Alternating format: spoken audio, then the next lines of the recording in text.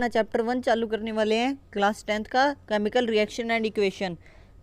अभी अपने इसको स्टार्ट करते हैं। इसका इंट्रोडक्शन, आज ये इंट्रोडक्शन पार्ट है इस चैप्टर का, पार्ट 1 मान के चलिए इसको। Consider the flowing situation of daily life and think what happens when. ये कह रहे हैं कि आपको ना केमिकल इक्वेशन और ये आपको सब ये डेली लाइफ से लिंक करते हुए मिलेगा थोड़ा थोड़ा। तो ये कह रहे हैं कि आपको अपने कंसीडर करनी है डेली लाइफ की सिचुएशन और सोचना है क्या। Milk is left at room temperature during summer. ये देखिए क्या होएगा अगर अपने मिल्क को छोड़ दे बाहर। मान लो अगर अपने रात को बाहर दूध को छोड़ देते तो कहते हैं ना दूध फट गया, खराब हो गया गर्मियों के अंदर। तो वो कैसा क्यों होता है वो। An iron tava pan nail is left expose to humid atmosphere. कह रहे कि आयरन का तवा हो गया या फिर कोई आयरन नेल होगी, जैसे कि आप बाहर देखते होगी आपकी तारें होती हैं जो लगी होती हैं कई कई साल पुरानी कपड़े वाली, जो कपड़े सुखाते हैं आप ऊपर छत के ऊपर। अगर आप छत के ऊपर नहीं सुखाते या फिर आपके बाहर कोई तार लगी होगी बहुत पुरानी, तो उसके ऊपर देखना आप क्या हो जाती है, रस्टिंग हो जाती है उसकी। तो वो क्यों होती है, इसका भी हम इन सारी चीज़ों का आंसर इस चैप्टर के अंदर देखेंगे। आज इंट्रोडक्शन पार्ट है। Grapes get fragmented. ये कह रहे हैं कि ग्रेप्स जो है वो सड़ जाते हैं, फ्रेगमेंटेटेड हो जाते हैं। कब क्यों हो जाते हैं, जैसे कि अब अपने उसको गर्मियों में बाहर छोड़ देंगे तो उसके ऊपर क्या होएगा, कोई बहुत सारे बैक्टीरियाज लग जाएंगे। जो बैक्टीरियाज क्या होते हैं गर्मियों में ज़्यादा एक्टिवेट होते हैं सर्दियों के मुकाबले, इसलिए क्या है वो गर्मियों के अंदर क्या है, ग्रेप्स क्या फ्रेगमेंटेटेड हो जाएंगे। Food is cooked. ये कह रहे हैं कि फूड पकाते हैं तो गर्मी वो जो मतलब कि हीट पे ही क्यों पकता है वो food. Food gets digested in our body. ये गाइस मैं आपको बताता हूँ एक फैक्ट, जो फूड है वो अपना डाइजेस्ट होता है बहुत ही, उसका जो HCl एसिड होता है उसका pH बहुत कम होता है जो अपने बॉडी के अंदर होता है, स्टमक के अंदर। pH से आप मानिए कि बहुत ही खतरनाक एसिड होता है। जितनी ज़्यादा कम pH होगी उतना ज़्यादा खतरनाक एसिड होएगा वो। उसकी pH देखिएगा, इस pH चालू होती है 1 से। अब उस HCl की pH होती है 2। ये देखिए आप बहुत ज़्यादा खतरनाक एसिड है, जो मतलब कि आप मानो अगर आयरन की नेल के ऊपर रस्ट भी लग रही है, अगर उसको अपने HCl एसिड के अंदर डुबो के रखे 10 सेकंड भी, तो वो रस्ट को सारा वो अपने अंदर समा लेगा। इतना खतरनाक एसिड होता है वो, अपने स्टमक के अंदर होता है। तो वहाँ से भी हीट रिलीज होती है, उसी से क्या अपना जो फूड है वो डाइजेस्ट होता है। We respire. ये कह रहे हैं कि हम रेस्पिरेशन करते हैं। रेस्पिरेशन की प्रोसेस क्या होती है, ऑक्सीजन किसकी प्रेजेंस में, ग्लूकोज की प्रेजेंस में हमें क्या देता है, carbon dioxide plus energy plus water.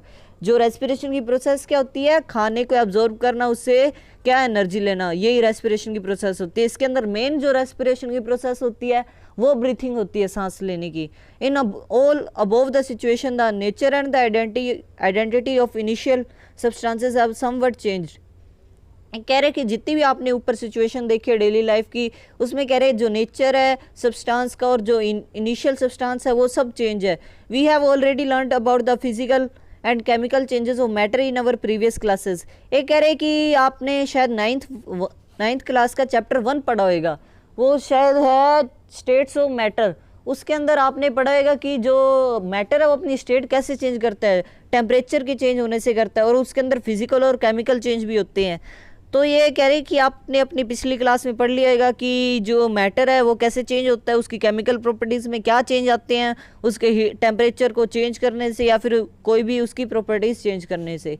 Van ever a chemical change occur we can say that chemical reaction has taken place. ये कह रहे कि जब भी हम देखते हैं कि जब भी कोई केमिकल चेंज होता है तो क्या होता है, केमिकल रिएक्शन होती है हमेशा। जैसे कि आप देखते होगी कि जो आयरन के ऊपर जो रस्टिंग होती है वो पता है किसकी प्रेजेंस में होती है, जो बाहर ह्यूमिड क्लाइमेट होता है, मान लो बारिश का मौसम है बाहर या फिर सर्दियों का मौसम है, तो उसमें ह्यूमिडिटी बहुत ज़्यादा होती है।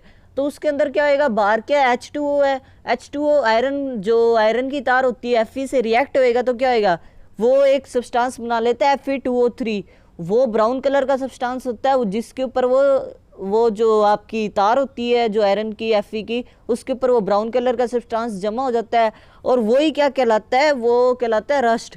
वो मतलब कि जंग कहलाता है, वही ब्राउन कलर का होता है। उसी को खुरचने के बाद क्या वो लोहा थोड़ा पतला हो जाता है, मतलब उसकी जंग उतर जाती है। तो यही प्रोसेस होती है जंग की। ये कह रहे हैं यू में प्रीहैप्स, ये कह रहे हैं, ये देखिए, you may perhaps be wondering as to what is actually meant by chemical reaction. ये कह रहे आपको शायद पता होगा या फिर आप आश्चर्यचकित हो गए कि केमिकल रिएक्शन होती क्या है। How do we come to know that chemical reaction has taken place. ये कह रहे कि हम कैसे पता चलाएं कि जो केमिकल रिएक्शन है, या फिर हमें कैसे पता लगेगा कि जो केमिकल रिएक्शन है वो यहाँ पे हो रही है। Let us perform some activities to find our answer this question. ये कह रहे जितने भी हमने ये सिचुएशन देखी है या फिर केमिकल रिएक्शन का हम पता कैसे चलाएं, इसके लिए इन्होंने एक्टिविटी 1.1 दी है। ये कह रहे कि सावधानियां, मतलब क्वेश्चन मतलब सावधानियां। The activities need the teacher assistant, it would be better if students wear eyes protection. ये देखिए बहुत खतरनाक एक्टिविटी है ये। तो ये कह रहे कि हाँ ये खतरनाक तो है ही, पता कैसे है, जो आप जैसे कि फुलझड़ी होती है उसके अंदर जो फुलझड़ी के जो स्प्रिंकल सी करती है, फुलझड़ी चमकती है, एक चमकती जाती है, उसके अंदर होता है मैग्नीशियम मिला होता है, उसके अंदर मैग्नीशियम रिबन की उसके ऊपर कोटिंग होती है। तो मैग्नीशियम रिबन को अगर अपने जलाते हैं तो बहुत शाइनी लाइट देता है।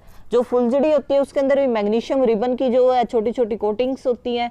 तो वही अगर मान लो अब आप ये एक्सपेरिमेंट कर रहे हो तो ये तो बिल्कुल प्योर जो मैग्नीशियम रिबन का जो है पाउडर है वो क्या होएगा लेबोरेटरीज में अवेलेबल होएगा। तो इसलिए इन्होंने क्या कहा, ये क्या आपको आई के ऊपर कुछ लगा के, आई प्रोटेक्शन लगा के करना चाहिए, क्योंकि अगर उसकी इतनी ज़्यादा शाइन होती है वो आपको कंप्लीटली ब्लाइंडलेस भी कर सकता है। ये आप पढ़ते हैं इसको अपना पॉइंट 1 है, can a magnesium ribbon about 2 centimetre long bye rubbing it with sand paper. ये कह रहे कि हमें क्लीन करना है 2 सेंटीमीटर लॉन्ग मैग्नीशियम, देखिए ऐसा होता है मैग्नीशियम रिबन पेपर, ये जैसा इन्होंने दिया है ना, ये छोटा छोटा ऐसे ही होता है बस मैग्नीशियम रिबन। कह रहे कि उसको क्या है रब करना है सैंड पेपर से। रब क्यों करना है, उसके ऊपर क्या इंप्योरिटीज लगी होंगी, मिट्टी डस्ट वगैरह लगा होगा, इसलिए क्या उसको रब करना है। जैसे आप फुलझड़ी का डब्बा देखते हो उसके अंदर एक कागज के ऊपर लिपटी होती है फुलझड़िया, वो किस लिए होती है, ताकि उसके ऊपर सैंड वगैरह डस्ट वगैरह ना चढ़े और वो जल्दी से क्या है वो जल पाए। ये देखिए, hold it with pair of tongs, burn it using a spirit lamp और a burner and collect the ash so formed in a watch glass as show in figure 1.1। ये कह रहे हैं कि आपको ऐसा बर्नर ले लेना है और क्या मैग्नीशियम रिबन को आपको जलाना है। ये रहा मैग्नीशियम रिबन, ये देखिए यही है मैग्नीशियम रिबन, इसको जलाना है। तो आप देखोगे कि जो मैग्नीशियम रिबन के जो स्प्रिंकल्स है वो निकलेंगे और क्या उसकी जो राख है उसको कलेक्ट करने एक डिश के अंदर, चाहे आप वो चाइना डिश ले लीजिए या फिर कोई भी ग्लास की डिश लीजिए। अगर आप कोई अगर मेटल की डिश लोगे तो मैग्नीशियम क्या है वो रिएक्ट कर सकता है किसी भी मेटल से, तो इसलिए उन्होंने क्या कोई ग्लास की डिश लेनी है, उसके ऊपर उसको कलेक्ट कर लेना है। व्हाट डू यू ऑब्जर्व, ये कह रहे हैं कि आप ऑब्जर्व क्या करोगे। ये देखिए अब ये किसकी प्रेजेंस में ये जल रहा है, ऑक्सीजन तो अपने चारों तरफ ही है, ऑक्सीजन ही क्या है बहुत मतलब कि क्या है वो इनफ्लेमेबल गैस है, वही क्या है वो मैग्नीशियम को जलाने में मदद करती है। तो वो कह रहे हैं कि आपको क्या करना है कि उसको जलाओगे तो वो क्या ऑक्सीजन की प्रेजेंस होएगी वहाँ पे, तो क्या होएगा जो मैग्नीशियम रिबन है वो क्या O2 के साथ रिएक्ट करके क्या बनाएगा मैग्नीशियम ऑक्साइड बनाएगा।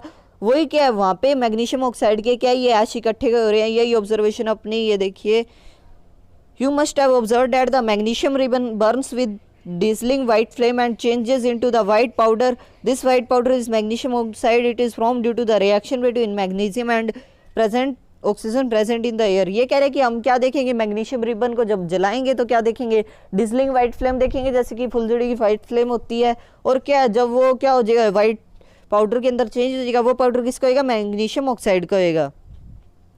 ये देखिए एक्टिविटी 1.2 1.3 हम कल पढ़ेंगे, ये अपना इंट्रोडक्शन पार्ट था। इंट्रोडक्शन पार्ट में हमने पढ़ा कि केमिकल रिएक्शन होती कैसे है, वो जरूरी किसके लिए होती है केमिकल रिएक्शन, और डेली लाइफ के हमने उसके एग्जांपल पढ़े। ओके थैंक्स गाइज, अगर ये आपको वीडियो अच्छी लगे तो इसको सब्सक्राइब और शेयर करना मत भूलना। Okay thanks guys.